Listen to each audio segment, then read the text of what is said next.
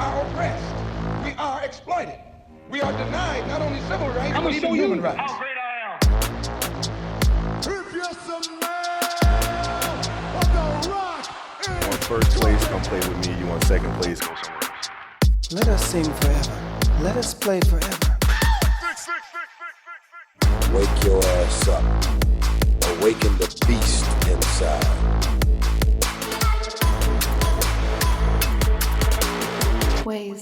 Welcome back to the realest podcast in the world. I'm Mo. And I'm Osama.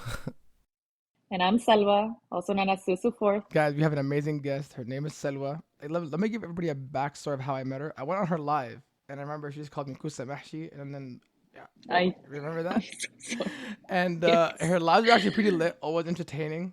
Always playing lit music, by the way. And so through our conversation, I've asked her multiple times to come on, and we finally got her on. Salwa, welcome. Thank you so much. I'm so happy to be here. Very excited. We're happy to have you. Now, before we start, do you want to shout out your accounts?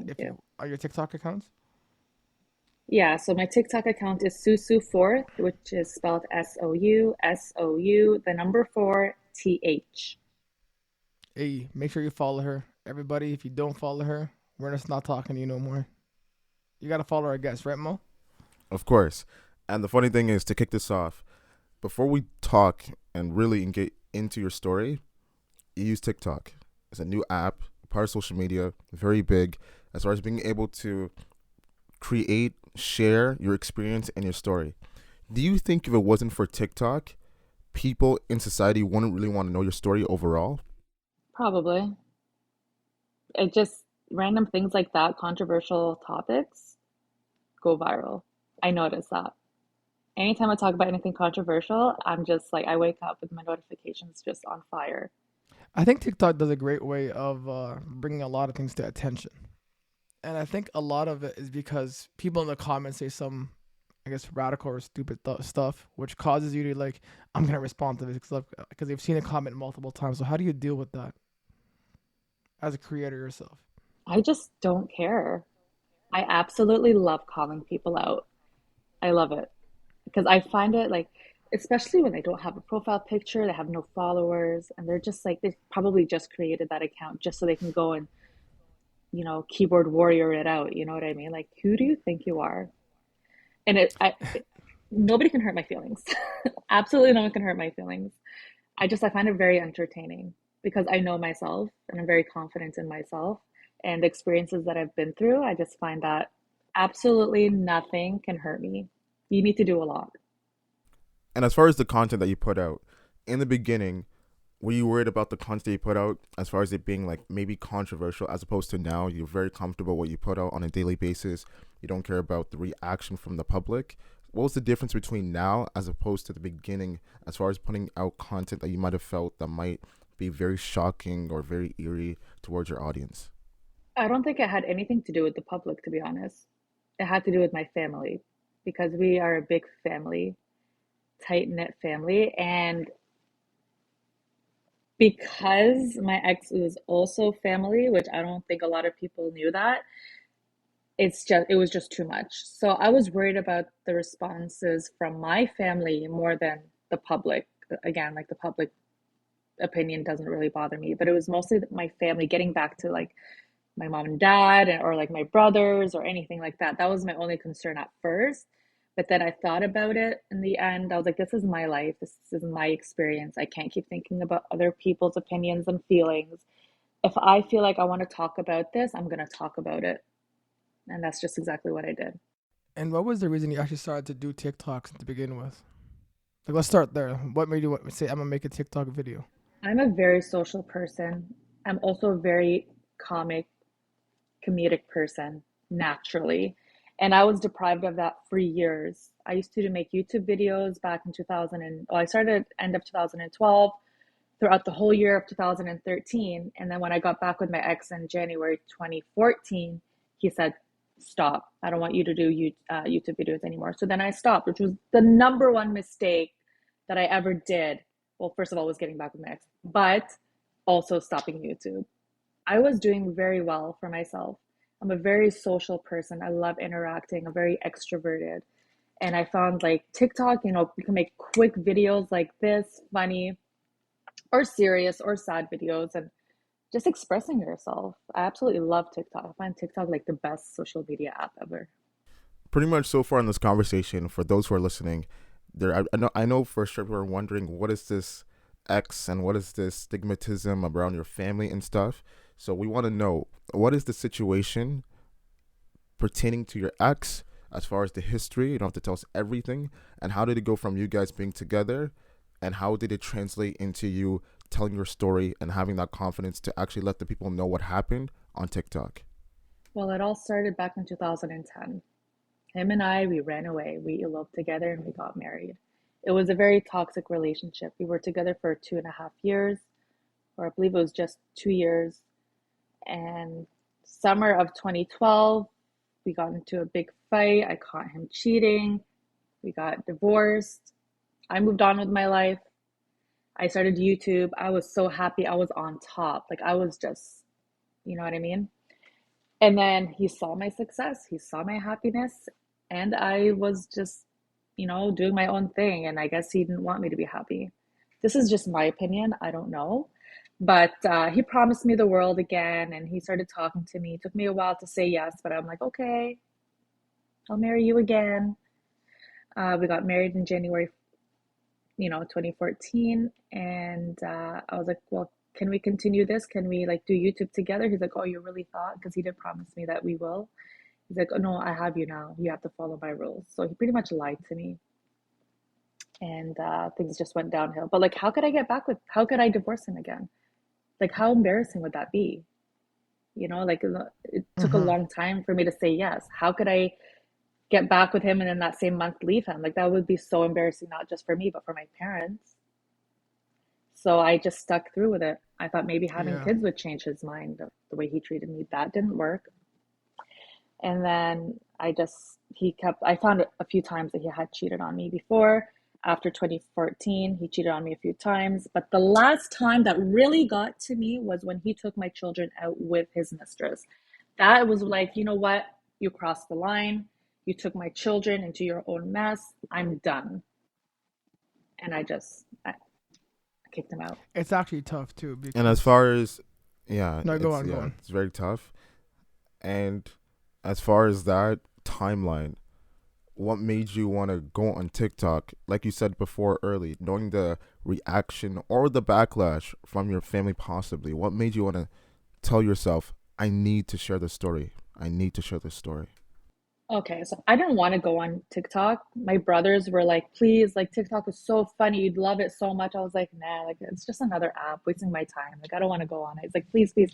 And they would send me videos of Golden Balance. Ahmed, I don't know if you guys know him, the guy that cooked. Yeah, the food guy. And Fob 4. Yeah, and then the Fob 4. You guys know Fob 4? I think he's from Toronto. Yeah, the Iraqi guy. He's also really funny. Yes, yeah, he's also really funny. So they kept sending me their videos, and I was like, okay, fine, like let me get on TikTok. And I started seeing, girls speaking out about their experiences, and it's not just about dancing. I thought it was just about dancing. I was like, wow, like these girls are actually speaking up. Seeing hijabis on my timeline, on my For You page, like how amazing is that? And then I was like, you know what? I'm going to make a video, because there was a trend called She Knows. And I'm like, I'm just going to make it. I'm just going to make this TikTok video about my ex's mistress. I was like, I'm just going to do it. I did not expect it to go viral. I did not know how the algorithm worked on TikTok anyway. So I just thought just the people that follow me are going to see it, which was like, 30 people? Little did I know, it went viral. It got reported, and I got it back up. Yeah, I disputed it, and and it went back up. And the amount of support that I got was just amazing. I felt like I was not on my own. I wasn't by myself. And I absolutely loved it. So that was how I ended up getting on TikTok and how I went viral. But through your videos, I guess your ex's mistress, she's made a fake account about you. Because I remember one day I go on TikTok and I see a follow. And I remember at that point, I'm like, I was trying to get a hold of it, but I couldn't. And I'm like, it just shows you people's characters. It's like you're trying to get back at someone, but you can't use your voice because you're silenced. Like you don't know what to say because you're in the wrong. And then like you're putting all these facts and you see all this support coming at you. and all that person had to do was make a fake account. And I originally thought it was you, because I thought it was like, but then I was like, I looked at the picture, I'm like, no, this is not Salwa. No, that wasn't me. Listen, if she was brave enough to talk out and speak out, if she was in the right, if I, did her dirty, she could have done it on her own account. I mean, my followers started following her. So why couldn't she just speak up on her account? Why did she's not brave enough. Either number one, she's not brave enough. Number two, she has no right to speak.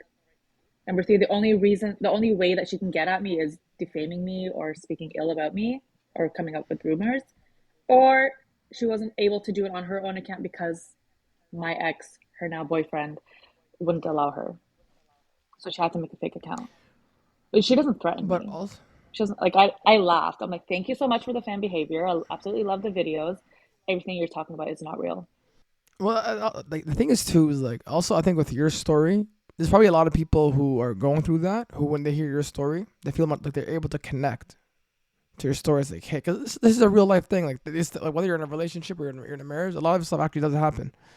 And hearing you, so like I already like before you said to me off camera you're strong and you don't take things personally. I already saw that within you, like seeing through your videos how powerful you are. Obviously, taking care of your family, your children, like and making sure everything is okay. That to me is empowering. And also like you're going to school, trying to change your career. So to me, I look at that like to me that's like what I look for as someone I want to be around, someone who doesn't have time to play games.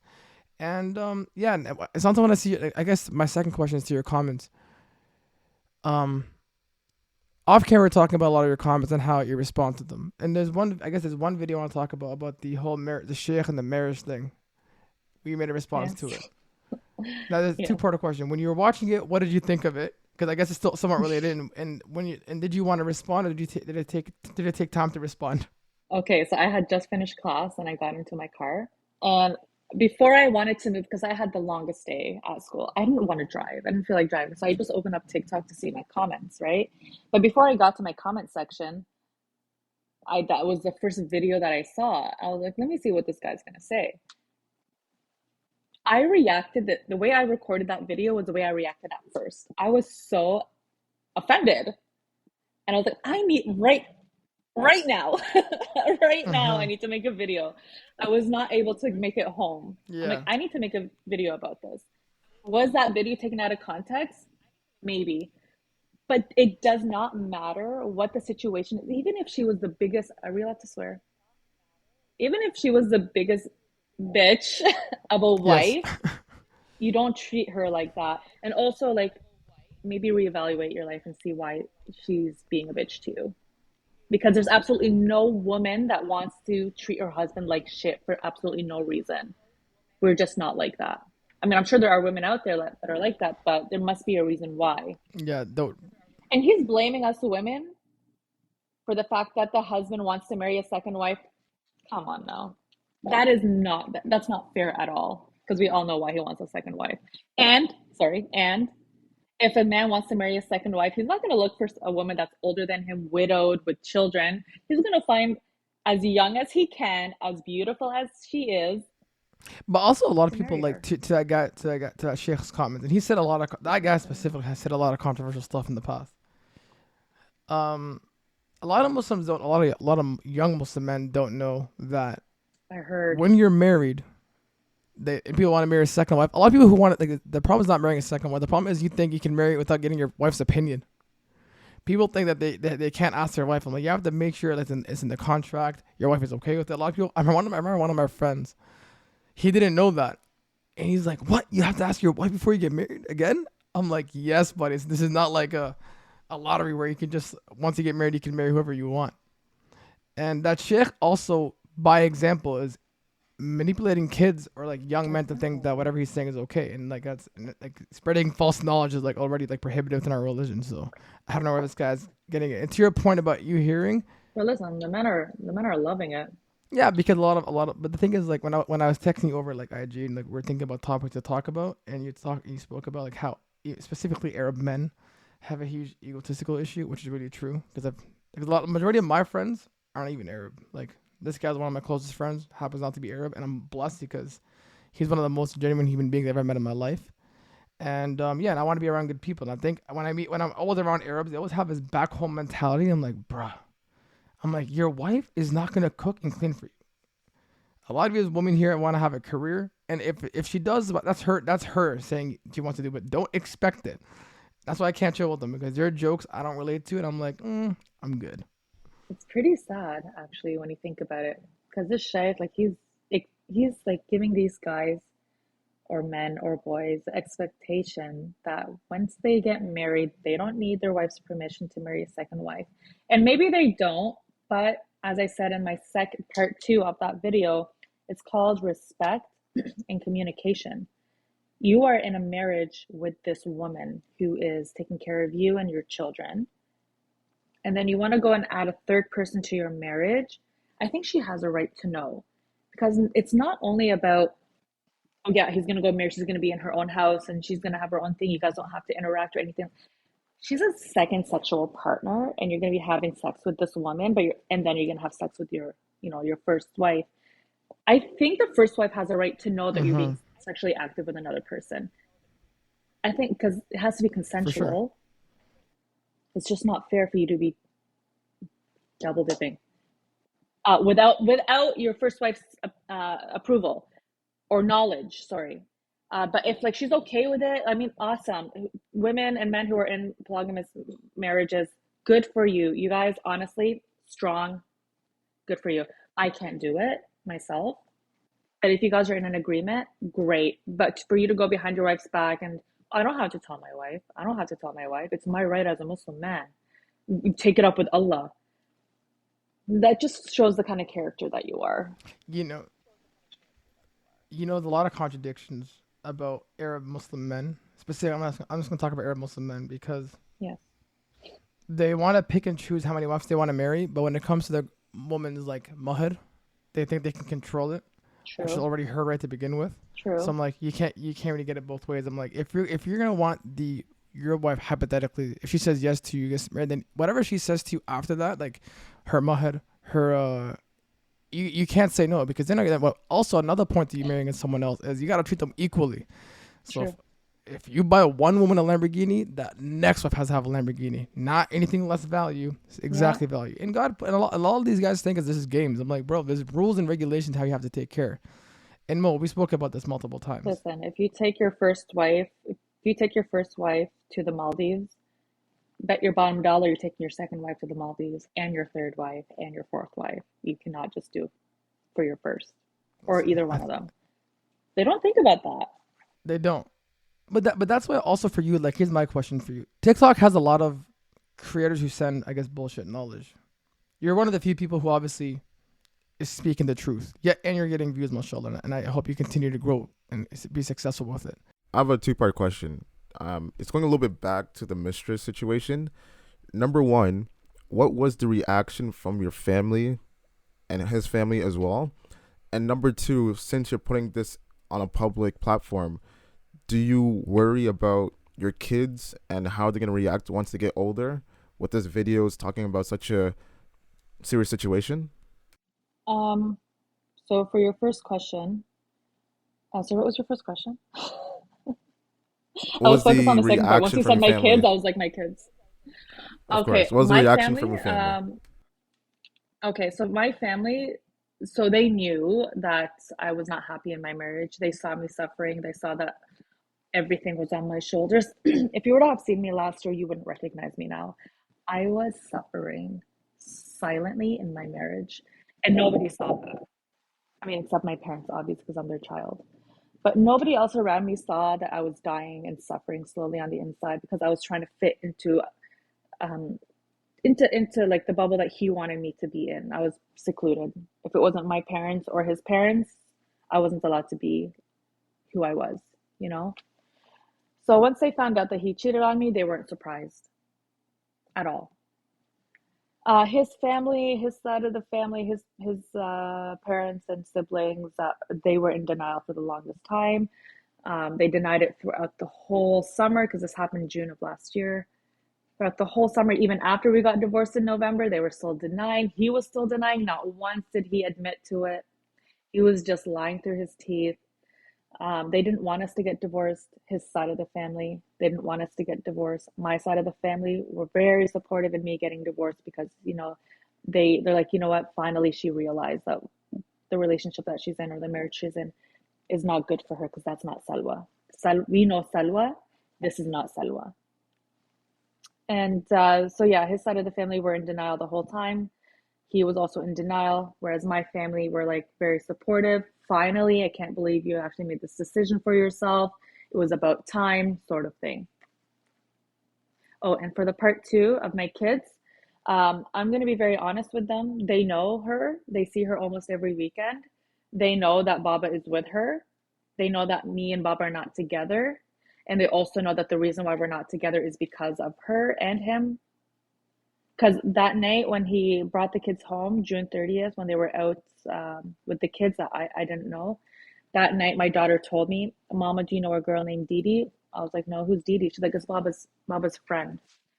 And she told me everything that they did that day. And then she's like, but Mama, why is Baba with her and not with you? Like she knew, my 5-year-old knew that there was something going on. Something was not right. But my children are young now. Like my middle child is 4 and my youngest is 2. They don't understand. So once they're older and they're obviously going to see that Mama's not with Baba, they're going to ask questions. So I'm just going to be honest with them. I'm not going to shelter them. I'm not going to lie to them. I'm not going to have them think one thing and then when they're older hear things from their cousins or from other people or videos and be like, Mama lied to me. No, I'm going to make sure that they're aware and they understand what happened and that it's okay. Mama's happy. Baba's happy. I don't talk ill about him. If anything, I talk very highly of him in front of them when they're home. Or like say, I don't want to go see Baba. I'd be like, no, you're going to go see Baba. Baba loves you. You're going to go spend time with him. He misses you. He loves you. That kind of thing. I'm not going to damage my kids when it comes to like, I'm not going to let my feelings interfere with their feelings with their dad. I'm just not like that. I hope that answered your question. If not. No, it does. It does. It does. Thank you for answering that. And I think like back to your point, like you guys were talking about Andrew Tate. And one of our previous episodes, we're talking about the same thing with Fresh and Fit, another podcast, and the influencers as well. And for me, it's just like, whether you agree with these people or not, the problem is that they're able to influence a whole generation or huge group of audience of men that are weak and don't know the value of women, don't know how to talk to women, don't know how to respect women. So therefore, when you take these opinions, obviously you go about your way trying to devalue women in the gain and process and overall goal of actually trying to get women around you, whether it's a relationship or just a family overall. And it's totally the wrong way. But once again, that's the problem when you don't know how to decipher someone's speech or rhetoric, or because obviously they might add different things, a lifestyle and different things to it. And even about the marriage regarding Islam, obviously it's context, because I think in Islam it's just like, it is not obligatory upon the man to have consent from his first wife about marriage, but obviously it's good manners to tell his wife about wanting to get married, thinking about the idea. Why? Because it alleviates so much of the pressure, situation, and surprise, right? So obviously the context way back then, we don't know. But obviously in today, everything's so integrated. Everyone's together as far as society and culture. And it's just more harder, more strenuous upon the wife and her family just to, out of nowhere, hey, honey, I'm adding more to the family, and it's not a cat. So it's good manners. It's good manners upon the man to let the woman know from ahead of time. Not even at the point where it's going to be finalized, at the point of an idea and a conception. So therefore, as the months follow, at least she's lenient to it, and you can actually build that foreground foundation with her. So it's not a problem going on forward, especially if kids, right? Yeah. And I think the next thing we want to ask you about is ageism. Because it doesn't matter how old you are. Obviously, if you're doing good things in society and you have a good outlook, perspective, good things come to you. Now, you decide to go back to school. We'll ask you why you decided to go back to school. But you wanted to go back to the school for a reason, for a purpose, obviously to enhance your own life, for yourself and your kids, shouldn't be a problem. But what consequences or issues did you face going back to school, not having to do with your character, not having to do with which country you're from, all having to do with the ideology of your age? What did you face with that choice and decision? Just that I'm going to be wasting my time. You're a mother now. You have 3 kids. How are you going to go to school? At your age, you're not going to finish school until you're 40. Oh, you want to become a nurse? 45. Registered nurse? It's going to take you forever. That's what I experienced. Why are you going to waste your time now at this age? You want to go back to school? You should have done that. You should have thought about that years ago. That's what I faced. And do you think it's not fair because obviously most people don't know what you went through the past like 10 years, a few years with your ex and that whole situation, and how you weren't allowed to obviously do certain things because of the conditions that was placed on you during that second time in your marriage? I wasn't allowed to go back to school. I was not allowed to go back to school. I don't know. I have a note in my phone. I don't know if I'm allowed, if you guys have time or if I'm allowed to read it. I have a note in my phone Of course, go from ahead. last summer of when Yeah, of course, go ahead. of when they wanted me to get back with him. Okay, when his family were really fighting for me to get back with him. Please just talk to him, you know, like he'll change, whatever. I have a list right here of the things. These are my rules, okay? This is what I want to happen if I were to say yes to get back with him. The first thing is no Bab al Hara. Bab al Hara is a shisha spot that his brother owns, and that is where he met the mistress. It's a shisha lounge. Singles go there. They just go to, you know, be stupid, whatever. It's not a place for married, respectful families to go. Okay, it's just like, call it a bar. Okay, might as well call it a bar. The second one, I can't say because it's legally, I can't say anything about it. Number 3 is finding a 9-to-5 job that has halal money. Because to me, halal money is very important. And I find that working at a shisha spot, selling, you know, tobacco, whatever, I find that not halal. Like that whole environment is not halal. And the fourth thing is to spend time with me and his kids, and we'll visit family together. I used to do all the visiting by myself. I'm going to get to the point. There's a reason that I'm telling you this, okay? The fifth is no password on your phone. I want to be able to pick up your phone and open it if I need to and possibly change your number. The last thing that I had on the list, I want to go back to school for nursing, and I want to complete my schooling and find a nursing job. It's right here. It's on the bottom. You can see it right there. Right there. Going back to school is very important to me. I've always wanted to go back to school. I've always wanted to become a nurse. I was a medical assistant for years. Absolutely loved it. Loved working with doctors and working in the medical field. I could have been a doctor if I wanted to, but I was stupid and I ran away with him. I wasted my life, 12 years of my life. I'm very smart. If I were to have gotten an education at a young age, I would have been so successful. And I just wanted to become a nurse because I'm a people person, a very social person. Things don't bother me. I don't get grossed out from anything. You want to talk to me about your health problems? I'm here and I'll listen to you and I will help you. Like nothing grosses me out. And he wouldn't let me go back because, what are you going to go do in school? Oh, you want to go hang out with the guys? You want to dress up pretty so you can go, the guys can look at you? You're not going to school for studying. Okay, maybe you're going to school for studying, but what are the guys in school going to do? They're going to see you walking down the hall, and then what are they going to think? See, that's the kind of mentality that I was living with. It was a very toxic. You can't, yeah. But then again, to your ex's point, you can't even control what other people do. I know what I can control. I know who I am as a person. I'm going there to study. I told you that.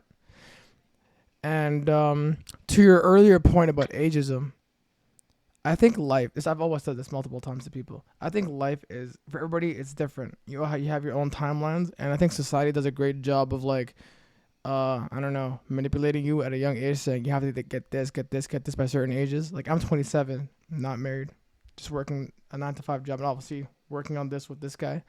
And yeah, I remember recently I was at a family gathering at his house, and the guy was like, "You're 27, not engaged, bro." I'm like, fam, it's not as easy as you think. But these guys think it's just, he's 15 years old too, so obviously uneducated. I'm like, dude, your sister got married late. But I was saying that in my head, not to be disrespectful. And this guy's like telling me, and me, I'm like, bro, like, inshallah one day. But I think a lot of people, when they're younger, they don't understand how hard it is to get, because people think marriage is a joke, and I'm like, marriage is serious. Like, obviously, seeing my friend, like, if you don't mind me saying this, Mo, he's married, and seeing him go through his marriage and his process in the past 2 years, obviously, and especially being married now, I got to learn so much from him as a man, how he grew, and I've known him my whole life, but seeing him as older, him growing and obviously going through that transition. And a lot of people did hit. I remember one of our friends hated him. He's like, bro, why are you getting married now? Don't you want more time? Don't you want more time? Like, this is too fast. Everybody has their own timeline. So if what works for you is not going to work for anybody else, or vice versa. My cousin got engaged yesterday. She's 38. She just got engaged yesterday to an amazing man. And she's like a boss bitch. Like, she's a badass. You know, she did her own thing. Amazing. She got her master's. She has like amazing jobs, and she bought her own house and things like that. And she just got engaged yesterday, and it's perfect timing for her. There's absolutely no expiration date. I don't think so. Mo, you want to say something? One thing I want to ask you is, it's the concept of forgiveness. Because the fact that you went back to him, you're not judged for that, and you're not at fault for that. Because obviously you had a prior relationship, and you see something in him that myself, Osama, and the whole world will never ever see or get to know. So there's something truthful and honest about that person as a character and overall human being. Now, obviously what happened has happened, and you decide to move on for good, and you know what you want going forward. But for those listening, would it seem, I don't want to portray this, it seem as if like because of that, like you're never going to forgive people as easy. Through that situation of going back to him, has it made you learn how to forgive people more easily, or has it made you become more cautious when it comes to someone doing you wrong, and being more harder or lenient when it comes to forgiving and accepting their wrongdoing? Like, how has your situation with your ex changed your perspective on forgiving people? It's not about forgiving. I mean, I do forgive them, but at the same time, it's about being cautious. It's about being more cautious, and I'm more aware of the people around me and the things that they say. I don't trust easily. I was very naive when I was younger, in my 20s. After the things that I went through, I am not as naive as I used to be. I'm actually very cautious about the people around me. And all I say is, may God forgive you, and that's it. And may God give you what you deserve. I am not going to hold a grudge. I mean, he wasted my time, of course, but I have 3 beautiful children now, and I can't hate that. And exactly, and the fact you said you were so naive in your 20s, like most of us are obviously naive in our 20s because like we don't know, we take it face value. And the fact that you said you're more cautious, you're more aware, I wonder, like, what advice, if a young girl is thinking about getting married, what advice would you give her that's like, obviously be more cautious and aware, but at the same time not want her to lose like her face value-ness as far as what she's expecting from her husband? Like, obviously you have more wisdom, more awareness, more intelligence about the whole perspective. If you were to go back and do it again in the beginning, what would you tell young Muslim girls about wanting to get married, the whole intention, what to look for in a husband, family dynamics, and expectations from him as well as yourself? Listen, I know people go into relationships being in love. You know, oh, I love him. I would do anything for him or for her. It's not love that you need right now, babe. You need respect and you need communication. If there is no respect, if he disrespects you or does something that you told him that bothers you, yet he still does it, even on purpose or not on purpose, that's a red flag to me. Like, listen, I talked to you about it. I don't want you to stay out past 3 a.m. Why are you staying out past 3 a.m.? I don't want to be at home sleeping by myself. If he continues to do that, that is disrespect towards you, and you need to get the elders in now and be like, listen, I talked to him about it and he's still doing it, and I either intervene or I'm out. As long as there's respect, mutual respect, you don't cross lines, he doesn't cross lines, that is what you need. And then you'll start falling in love with that character because he's treating you properly, just, he's nice and kind and respects you. Who doesn't want to be respected? Once you lose respect for one another, love means nothing. Trust me. Because I stopped respecting my ex. Even though I loved him, I stopped respecting him, and I would start talking back. I would start swearing back. I'd start throwing things at him.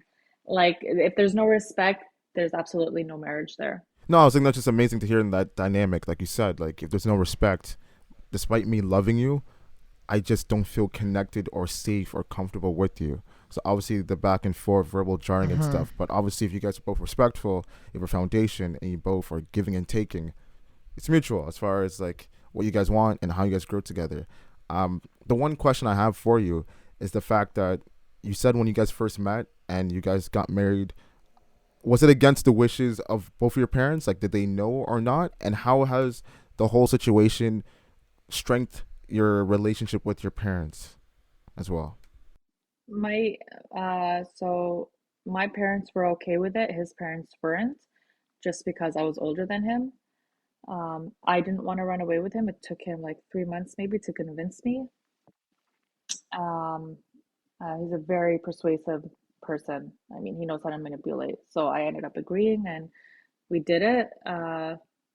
Biggest mistake in my life, girls. I don't recommend. Please do not elope, do not run away, do not go against your parents' wishes. Even if you love this man, if he loved you, he would not ask you to run away with him. Just know that.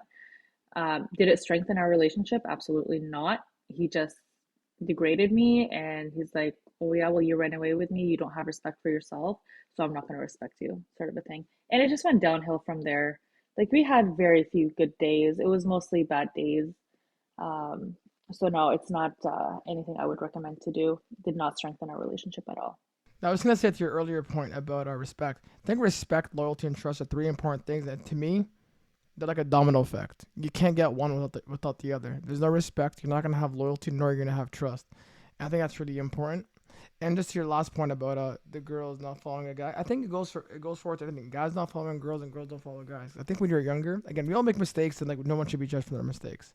And I told this to my coworker because she was in a relationship before where it didn't work out. And I told her that's the biggest blessing in disguise, because going forward, whether you do end up in a relationship or you end up to stay single, whatever it might be, at least you know what you're looking for. Sometimes you have to sometimes you have to go through something we don't want to know what you do want. And going through what you don't want does not make you a less woman or less man. You're just growing as a human being. I think it's really important. Yes, you can avoid certain stuff by learning from others, which is really important. Yet I think the new generation does not want to learn. They're always like, don't tell me, don't tell me. But I think if there's young men, young women listening to your story, I hope they're actually paying attention and saying, maybe I see certain signs, I should leave. Yeah, don't ignore the red flags. Don't ignore this. Like, it won't go away. You can't just brush it under the rug and expect it to resolve itself in the future. Absolutely not. If this person is doing something to upset you, they're gonna do it. If they're gonna do it now, they're gonna do it. It's not gonna magically disappear or magically stop. Like, they're gonna continue doing it. So don't be like, oh yeah, when we're married, he'll change. Or like, when we're married, he'll love me more and not want to do it. That's not true. Nothing is going to change. If you don't put your foot down now, put boundaries, that's not going to happen. Just know that. You can't change someone if they don't want to be changed. I know one thing, pretty much you talked about obviously the red flags, being aware and caution, but pretty much this episode, it shows how strong and bold you are. And obviously not a lot of people have that as far as that emotional intelligence. And you have to develop that over time. What made you, because most people would just be like in a state of regret, blame themselves for everything that's happened in the past 12 years. And because of that, they always have that sense of like pressure on their shoulders. But for you, you've been through everything, ups and downs, and obviously you have 3 beautiful children as a rise out of this. How were you able to move on during those tough times and be like, I have to get through this. I can't keep blaming myself, can't keep looking to others to keep blaming me as a bad parent or a bad person in society. Like, what were the steps? What did you do to move on and become so strong and bold as you are right now? Because obviously that's not an easy process. Like, how does someone do that with such immense pressure? No, no, no, no. It is not easy. How did I get out of bed in the morning? My children. If it wasn't for my children, you would not see Salwa. I would have melted and blended into my bed. I spoke with my doctor and I was put on antidepressants and anti-anxiety medication. I was not doing good. The tears were in my eyes 24/7. Um, I had to distract myself through the kids, taking them out. Thank God it was the summer. Every single day we'd go to a park, we'd spend hours there, spend time with my parents, my mom. My mom helped me through everything. Like, there were days that I couldn't get up to clean or get up to cook for my kids. I was just really feeling it. And listen, you have to feel the emotions. Excuse me. You have to feel the emotions. You can't be like, oh, it's whatever. No, you're sad, you cry. You want to talk to someone about it, you talk to someone about it. Don't keep it in. Last year, when I tell you, was one of the worst years of my life. It was the worst year of my life. I had never experienced anxiety. And anyone who would tell me, oh, I have anxiety, I'd be like, just get over it. There's no getting over anxiety. The feeling in the pit of your stomach, in your throat, of feeling like you're about to fall off a cliff to your death. Your leg shaking nonstop, constantly. Not being able to eat or to drink, no motivation. That was me. Death was on my face. Until I was like, you know what? Like, why am I crying over this guy? Why am I so upset? I don't know what's wrong with my throat. Just drink some water. I finally let go.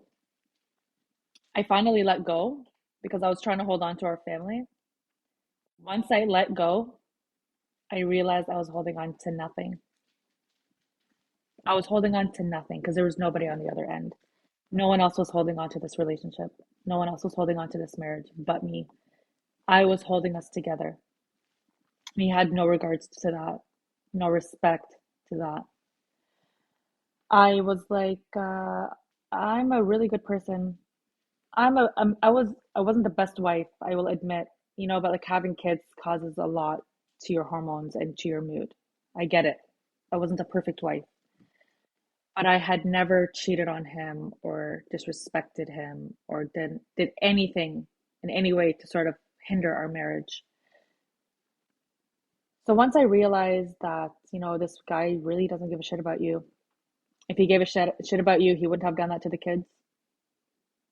Oh, Salwa, think about the kids. Salwa, think about the kids. Why wasn't he thinking about the kids when he was out with her or spending his money on her or taking the kids out with her? Why didn't he think about the kids when he cheated on me? Why do I have to think about the kids when I had done nothing? Listen, you are worth it. For the women who are going through a divorce, who is he? Allah created you the same way he created him. You are worthy. You are worthy of love and respect and loyalty. You are not there to worship him. Divorce is not haram for a reason. You are going to get better. I did not see the light at the end of the tunnel. I know that sounds so cliche. I am so sorry. But there is. Once you start seeing your self-worth, you will see that there is a light at the end of the tunnel. Once you lose that disconnection from him, you're like, what was I holding on to? Like, what was I so attracted to? Once you lose interest, once you lose interest, you're like, it was your love that was making you see him as somebody that you want to be with. Once you lose that sort of like love towards a person, you start seeing them as average. I don't know if that makes any sense. Sorry, I've been talking for a very long time. Cut me off. It makes total sense. No. That was powerful, really insightful. And I think the thing that shocked me the most, and that's I can't get over, is the fact that you said death was on my face. Because you said it multiple times in this interview that if you saw me last year, I was in a state of mind that you couldn't believe. And the fact that you said death was on my face it doesn't get any more jarring than that. So I guess my last question to you is, if death was on your face last year, as of today, in this moment, you going back to school, you having TikTok, making videos, learning, sharing content with the world, you raising your three I'm children. glowing. Do you not see What me is glowing? on I'm your breaking out a face little today bit. at this moment? Listen, I am so happy. I've never been happier in my life. I am so happy. Alhamdulillah, Ya Rab. I'm so thankful that Allah helped me get through this. Happiness is on my face. I am absolutely living life. I'm so happy for myself. Like, honestly, I know that's like, stop being so fully. I'm so happy with myself. I'm so proud of myself because I conquered and I made it through. And I have so many women in my DMs who are going through the same things, and I'm helping them boost their confidence. Like, I'm there supporting them and cheering them on. Women, you can make it through. Trust me.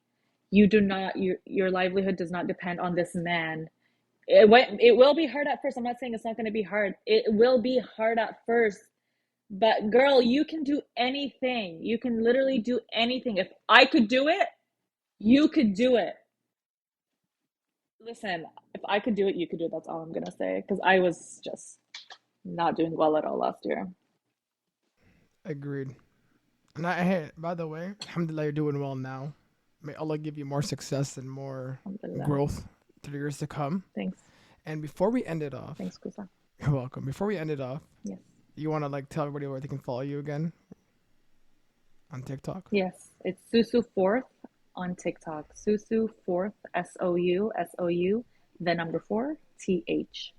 Guys, make sure you follow them. Mo, send them home. Thank you. Thank you so much for coming on today's episode. We are so thankful for the amount of information that you gave us. You didn't have to. The incredible value that you gave us. You didn't have to. And overall, the transformation and the growth of you as a character, as a person, as a mother, daughter in society over the past 12 years. It's very significant. Don't take it for granted. Do not blame yourself. If it ever comes, do not put yourself down. If it ever comes, like you said, your 3 kids are the best reference that you have. So always stick to that. And obviously for those who are going through anything similar of that sort, small, medium, and large, she gave you her information. She is a reference point that you could go to obviously keep yourself in check and balance and in good health and sustainability, because obviously we all need it. You never know where it's going to come from, but the fact that it came from this conversation, super, super thankful. And we are honored to have you. And once again, I know this is going to be a conversation that's beyond us. And for everyone that's listening, have a beautiful day. And like she said, do not worry. Everything's on your side. You could do it. You guys thought we were done? I don't think so. We still gotta wrap it up. Please follow me at Kusa300. Follow my co-host Muhammad at Muhammad.global. Make sure to follow our page at Instagram. Also, make sure to subscribe to all our platforms. We drop every Wednesday at 12 p.m. Thank you. We'll see you next week.